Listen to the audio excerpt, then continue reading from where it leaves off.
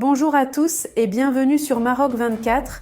Assurez-vous de vous inscrire et d'activer les notifications pour rester informé de toutes nos nouvelles vidéos. Aujourd'hui, le 13 mars 2024, on dépeint le tableau de l'anxiété montante au sein du front séparatiste du Polisario, craignant une invasion des forces armées royales dans la zone tampon. Cette mobilisation militaire des phares survient en écho au démarrage par le Maroc du chantier routier entre Smara et la Mauritanie. Une promesse datant de 6 ans désormais en gestation. Restez avec nous pour plus de détails dans cette revue de presse tirée du site d'information Yabiladi. Le front séparatiste du Polisario s'inquiète de la forte présence des forces armées royales, phares, au Sahara marocain, notamment à Aousserd, Mabès et Gueltat Zemmour. Un déploiement qui sape les efforts diplomatiques pour résoudre le conflit ont confié des sources au front à un média des milices du Polisario. Les mêmes sources font état de l'arrivée, par exemple, à Aousserd de formations militaires composées de chars à bronze, d'obusiers automoteurs et d'une dizaine de véhicules blindés d'intervention rapide. Et d'enchaîner par mettre en garde contre une éventuelle invasion des phares de la zone tampon située à l'est du mur des Sables. Le même message a été porté, le 14 janvier, par le chef des miliciens Ben Batouche. Pour rappel, le 13 décembre 2020, le front séparatiste avait déclaré la soi-disant guerre contre le Maroc, en riposte à la libération, le même jour, par les phares de la circulation au passage d'El Guergarat. Une option défendue, depuis, par les hauts cadres de la milice séparatiste, du moins médiatiquement. Après plus de 3 années de guerre, le mouvement séparatiste n'a remporté aucune victoire sur le terrain. Pire, il a perdu la liberté de circulation dans les fameux autoproclamés « territoires libérés », longtemps érigés comme un butin de guerre, conduisant au déplacement de centaines de berges nomades vers les camps de Tindouf en Algérie, avait indiqué en novembre 2023 un rapport du Croissant Rouge Sahraoui, CRS. Et maintenant, un coup d'œil rapide sur les autres infos importantes du jour. Le Maroc va construire une route entre Smara et la Mauritanie 6 ans après avoir annoncé le projet.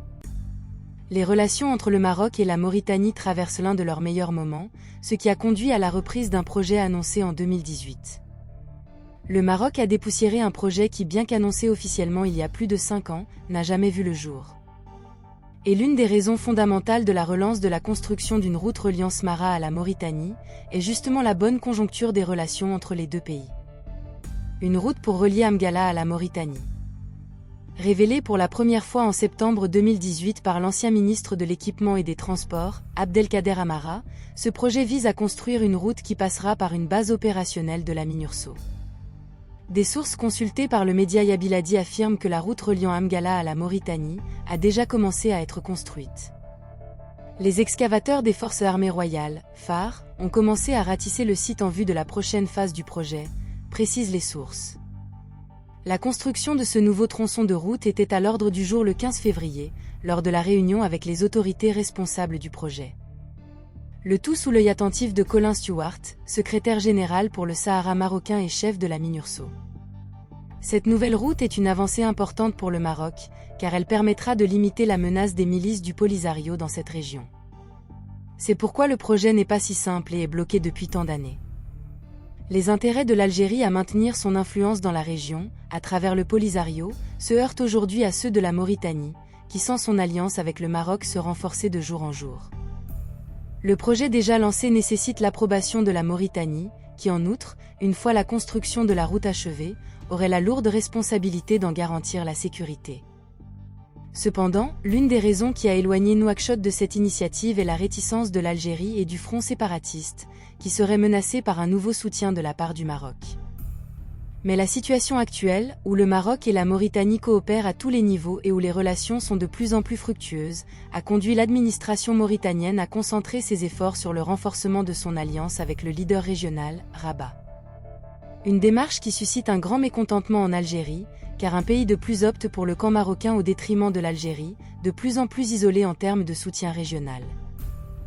Sahara, après la visite de Staffan de Mistura, quel rôle aura à jouer la Russie ?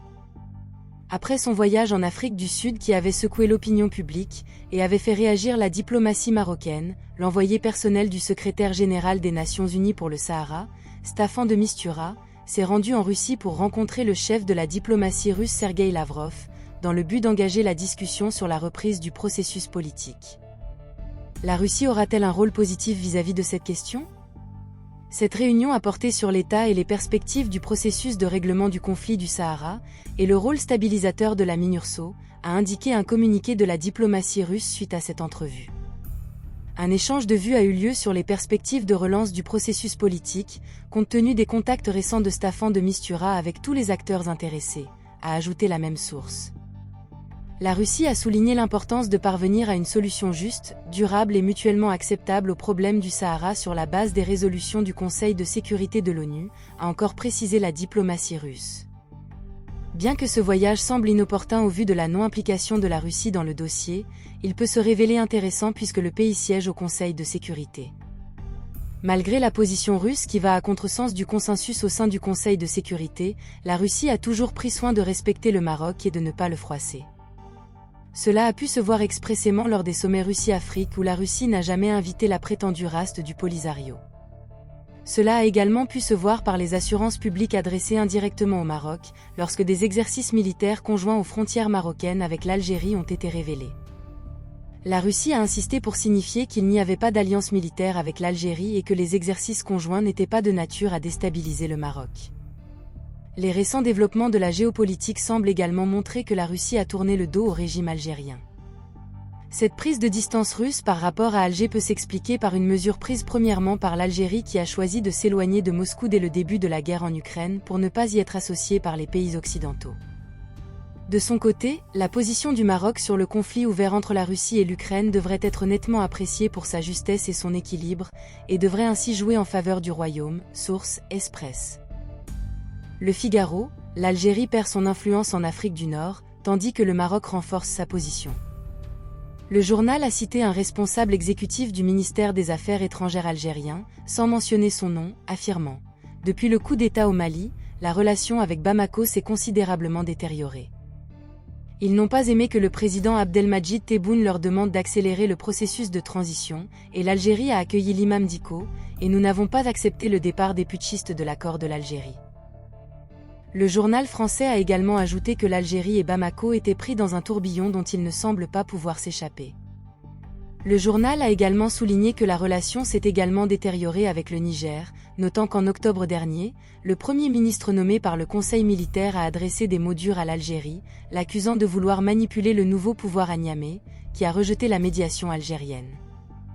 Le Figaro a cité le diplomate et ancien ministre Abdelaziz Rahabi, parlant de l'impuissance de la diplomatie algérienne qui était influente dans la région. Il dit « Que possédons-nous au Mali ? Avons-nous des banques, des entreprises, des enseignants, des médecins ? Nous n'avons rien de tout cela, nous n'avons pas ce que nous appelons des éléments ou des outils d'influence ou de présence. Nous ne sommes pas visibles », a-t-il déclaré à un média local. Le journal a également cité un ancien diplomate algérien, affirmant « L'Algérie, dont la stabilité est ébranlée par les coups d'État dans la région du Sahel, et aussi en raison du retrait de la force Barkhane du Mali, est restée dans sa tranquillité douillette sans réagir face à la politique réaliste imposée.